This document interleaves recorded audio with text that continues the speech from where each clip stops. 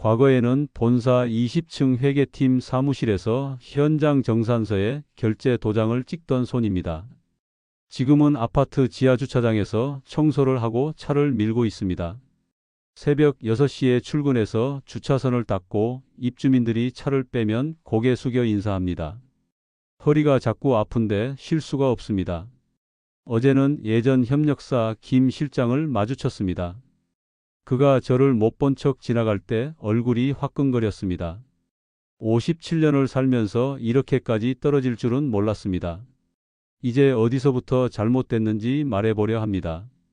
본격적으로 말씀드리기 전에 구독과 좋아요 부탁드립니다. 제 실수가 누군가에게는 경고가 될 수 있으니까요. 이제 시작합니다. 제 이름은 강태준입니다.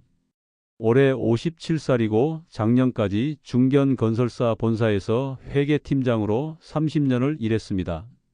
명지대학교 회계학과를 나와서 27살에 입사했으니 평생을 한 회사에서 보낸 셈입니다. 본사 20층 사무실에 출근해서 전국 현장에서 올라오는 정산서를 검토하는 일이었습니다. 장비 임대료 정산, 하도급 대금 처리, 자재비 검수 그런 일들이었습니다. 숫자는 거짓말을 안 한다고 믿었습니다. 실제로도 그랬습니다.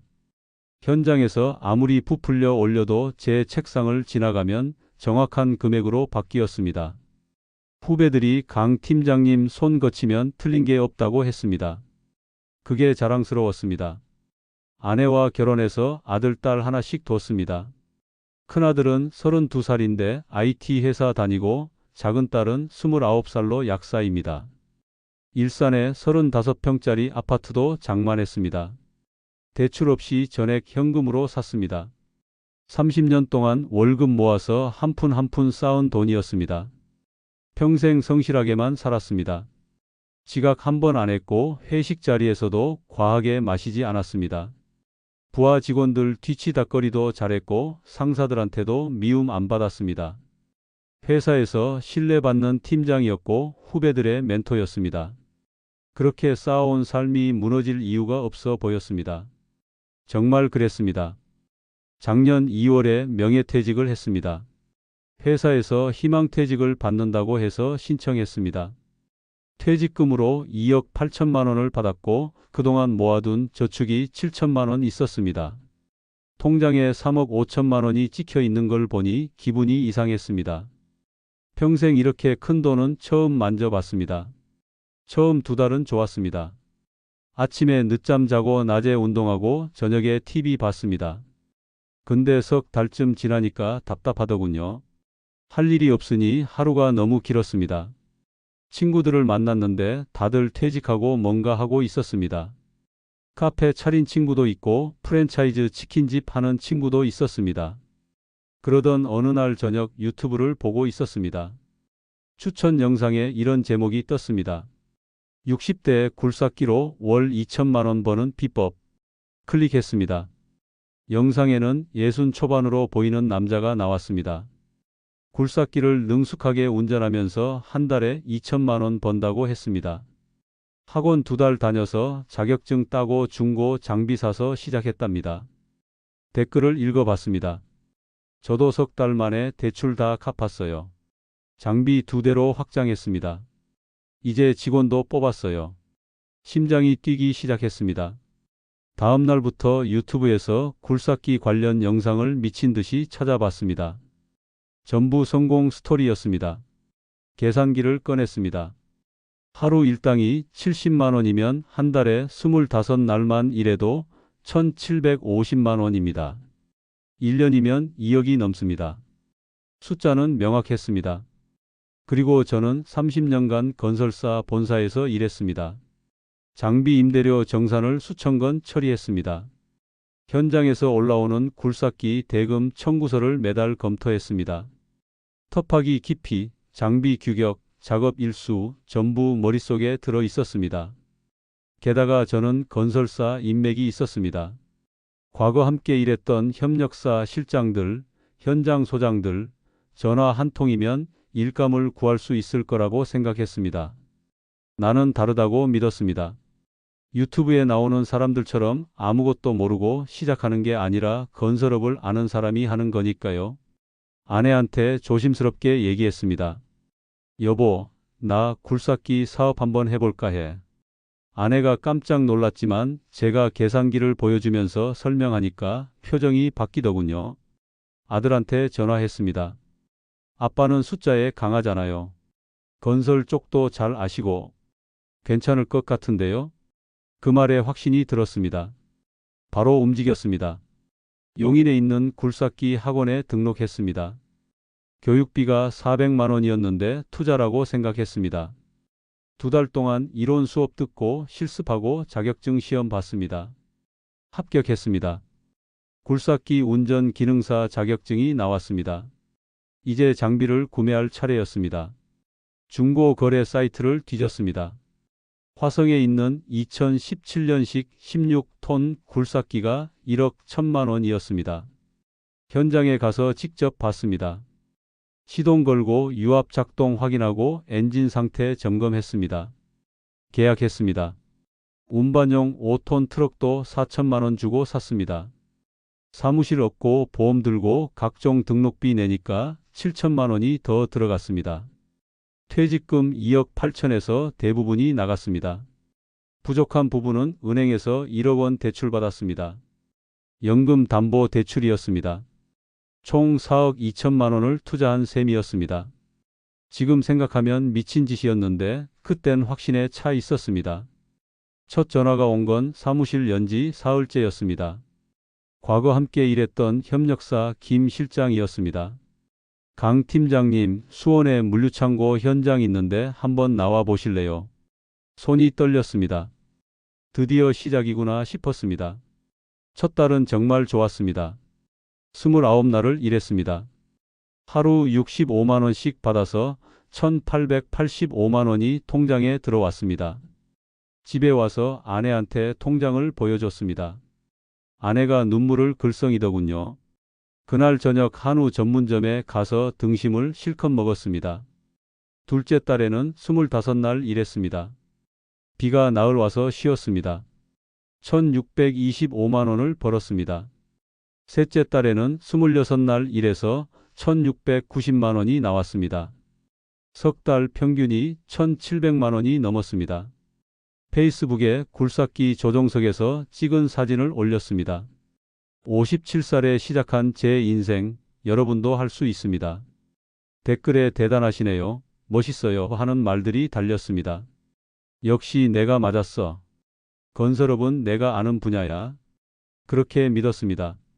8월 말쯤 현장 소장이 저를 불렀습니다. 강 사장님, 9월부터는 작업이 좀 줄어들 것 같아요. 보름 정도만 나오시면 될 것 같은데요. 처음엔 그럴 수도 있지 싶었습니다. 근데 다른 현장에서도 연락이 안 왔습니다. 9월에는 17일밖에 일을 못했습니다. 매출이 1,105만 원으로 떨어졌습니다. 고정비는 그대로 나갔습니다. 할부금 420만 원, 보험료 60만 원, 사무실 월세 60만 원, 대출이자 33만 원. 합쳐서 573만 원이었습니다. 순수익이 300만 원밖에 안 남았습니다. 10월에는 열이틀밖에 일 못했습니다. 매출이 780만 원이었습니다. 처음으로 적자를 봤습니다. 왜 일이 줄어들지? 과거 알던 건설사 팀장들한테 전화했습니다. 다들 미안하다고만 했습니다. 요즘 현장이 없어서요. 날씨도 애매하고. 그때 처음 알았습니다. 가을이 되면서 현장이 줄어든다는 걸요. 유튜브는 그런 얘기 안 했습니다. 겨울만 지나면 괜찮아질 거야. 스스로를 달랬습니다. 11월이 되니까 완전히 멈췄습니다. 한 달 내내 전화 한 통 안 왔습니다. 현장이 다 중단됐습니다. 겨울엔 공사를 안 한다는 걸 그때 알았습니다. 콘크리트가 얼면 안 되니까 큰 공사는 시작도 안 한답니다. 12월도 똑같았습니다. 매출이 0원이었습니다. 한 푼도 못 벌었습니다. 근데 고정비는 똑같이 나갔습니다. 한 달에 573만 원씩 2달이면 1,146만 원입니다. 통장 잔고를 확인했습니다. 석 달 전에 3천만 원이었는데 1,800만 원으로 줄어 있었습니다. 1월도 마찬가지였습니다. 추위 때문에 현장이 열리지 않았습니다. 2월 들어서 조금씩 연락이 오기 시작했습니다. 봄이 오는구나 싶었습니다. 근데 상황은 나아지지 않았습니다. 용인 쪽 단독주택 현장에서 일주일 일했습니다. 420만 원 벌었습니다. 그게 끝이었습니다. 지인한테 들으니 요즘 건설 경기가 너무 안 좋답니다. 금리가 올라서 부동산 경기가 나빠졌고 대형 건설사들이 신규 공사를 안 한다는 겁니다. 아파트 미분양이 쌓이고 상가도 안 팔리니까 새로 짓지 않는 거였습니다. 게다가 경쟁이 너무 심했습니다. 저처럼 은퇴 후에 시작한 사람들이 우후죽순 생겨났고 일감보다 기사가 훨씬 많았습니다. 3월 어느 날 화성 현장에서 열흘치 작업 제안이 왔습니다. 당연히 간다고 했습니다. 현장에 갔는데 다른 기사도 한 명 더 왔습니다. 나이가 30대 후반으로 보였습니다. 몸도 튼튼하고 동작도 빨랐습니다. 같은 작업을 하는데 그 사람은 1시간에 트럭 5대를 채웠고 저는 3대밖에 못 채웠습니다. 57살 체력과 30대 체력이 달랐습니다. 나흘째 되는 날 현장 소장이 조용히 불렀습니다. 강 사장님 죄송한데요. 다음 주부터는 다른 기사분만 쓰기로 했어요. 작업 속도가 좀 더 빨라서요. 가슴이 철렁 내려앉았습니다. 쫓겨난 겁니다. 4월에 더 큰 일이 터졌습니다. 성남 쪽 상가 현장에서 보름 일했습니다. 하루 65만 원씩 총 975만 원이었습니다. 근데 대금을 못 받았습니다. 현장 소장한테 전화했습니다. 소장님, 저희도 사정이 있어서요. 할부금이랑 이자 갚아야 하거든요. 소장은 알아요. 저도 답답해요. 원청에서 돈 받으면 바로 드릴게요 했습니다. 한 달이 지나도 안 줬습니다. 2달이 지나도 안 줬습니다. 나중에 알고 보니 그 시공사가 부도 직전이었습니다. 975만 원이 공중에 뜬 겁니다. 일은 했는데 돈을 못 받는 겁니다. 5월에는 장비가 고장 났습니다. 엔진에서 이상한 소리가 나더니 시동이 안 걸렸습니다. 정비소에 맡겼더니 유압 펌프를 교체해야 한답니다. 600만 원이라고 했습니다. 통장에 돈이 없었습니다. 어쩔 수 없이 카드 할부로 긁었습니다. 할부금을 석 달째 못 냈습니다. 장비 할부 회사에서 계속 전화가 왔습니다. 강 사장님, 연체가 계속되면 장비 회수 절차 들어갑니다. 신용 등급이 떨어지기 시작했습니다. 60평생 성실하게 살면서 한 번도 연체한 적 없었는데 1년 만에 신용불량자가 될 판이었습니다. 통장 잔고가 600만 원밖에 안 남았습니다. 한 달 버틸 돈밖에 없었습니다. 밤에 잠을 못 잤습니다. 6월이 되자 더 이상 버틸 수가 없었습니다. 장비를 팔기로 했습니다. 아내한테 얘기했습니다. 장비 팔아야 할 것 같아. 이러다 빚만 더 늘어나겠어. 아내가 울면서 그래요. 건강이 더 중요해요 했습니다. 중고 사이트에 올렸습니다. 1억 1천만 원에 샀던 굴삭기를 7천만 원에 올렸습니다. 빨리 팔아야 했으니까요. 전화가 왔습니다. 기사들이 와서 장비를 봤습니다. 다들 고개를 저었습니다. 엔진음이 좀 거친데요. 유압이 약한 것 같은데요. 흠을 잡았습니다. 5,500이면 사겠습니다. 너무 낮은 가격이었습니다. 다른 매수자를 기다렸지만 시간이 없었습니다. 할부 회사는 장비 회수 통보서를 보냈습니다. 결국 5,500만 원에 팔았습니다. 트럭도 팔았습니다.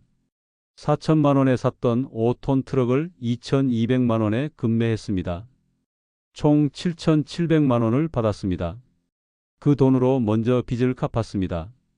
장비 할부 잔금이 3,200만 원, 트럭 할부 잔금이 1,800만 원, 카드빚이 600만 원. 합쳐서 5,600만 원을 갚으니까 2,100만 원이 남았습니다. 은행 대출 1억 원은 그대로였습니다.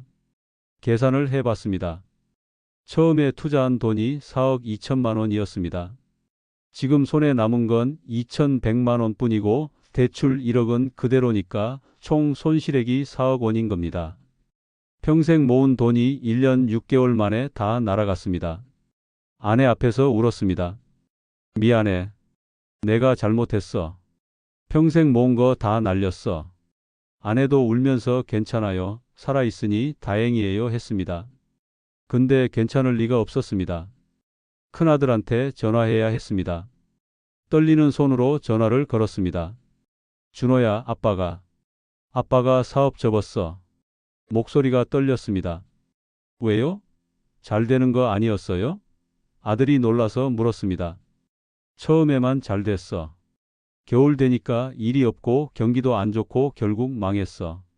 장비 다 팔았고 빚만 1억 남았어. 아들이 한참 말이 없더니 이렇게 말했습니다. 아빠 진작 말씀하시지 그러셨어요. 원망하는 톤이 아니었지만 그게 더 가슴 아팠습니다. 사무실을 정리했습니다. 벽에 걸려있던 강태준 건설기계 간판을 떼어냈습니다. 그걸 쓰레기통에 버리는데 눈물이 났습니다. 명함도 전부 찢어서 버렸습니다. 대표 강태준. 그 명함을 얼마나 자랑스러워 했었는데 이제는 수치스럽기만 했습니다. 집에 돌아와서 거울을 봤습니다. 1년 6개월 만에 머리가 새하얗게 샜더군요.